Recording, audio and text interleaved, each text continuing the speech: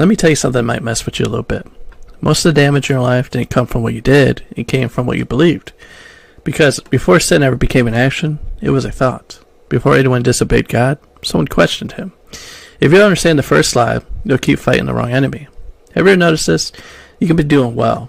You're focused, you're praying, you're trying, and out of nowhere, doubt creeps in. Temptation sounds reasonable, truth feels restrictive, and God feels distance.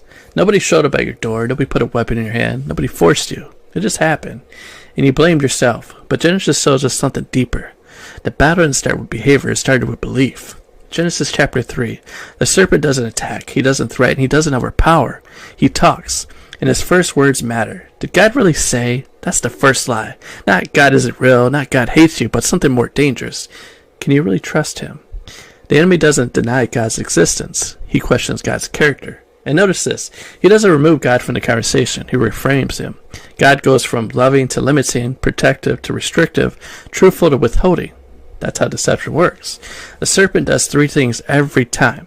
He questions God's word. Did God really say? Translation, is that actually true? Is that outdated? Does God really mean that for you? He distorts God's motive. You won't die. God just doesn't want you to be like him. Translation, God is holding you back. God has stirred your potential. He redefines good and evil. What God called dangerous, the serpent calls desirable. And here's the scary part. The fruit looked good. It made sense. It felt logical. Sin doesn't show up ugly. It shows up reasonable. The character of God, don't miss this. God never lies. But he also never forces. He tells the truth and allows choice. The enemy lies and pretends it's freedom. That's the contrast. God says, trust me. The enemy says, trust yourself. And humanity chose independence over intimacy. Not because God wasn't good, but because the lie sounded better than the truth. This is where people get it wrong. The enemy is not your spouse, your boss, your ex, your parents, your upbringing. Genesis shows us the real enemy doesn't come with fists.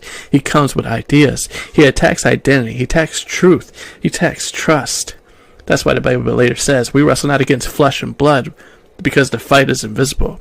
If you don't recognize the voice, you'll think it's your own thoughts. Every struggle traces back to Genesis 3. Addiction, this will make you feel better. Lust, you deserve this. Pride, you know better than God. Shame, God doesn't want you now. Fear, what if God fails you? Same lie, different packaging. The enemy doesn't need new strategies. The first one still works. The lie didn't catch God off guard, though.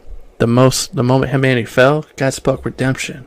He promises that the serpent's victory is temporary. In other words, the lie doesn't get the last word. Truth does. And later, God doesn't just send instructions. He sends Jesus, not to argue with the lie, but to destroy it.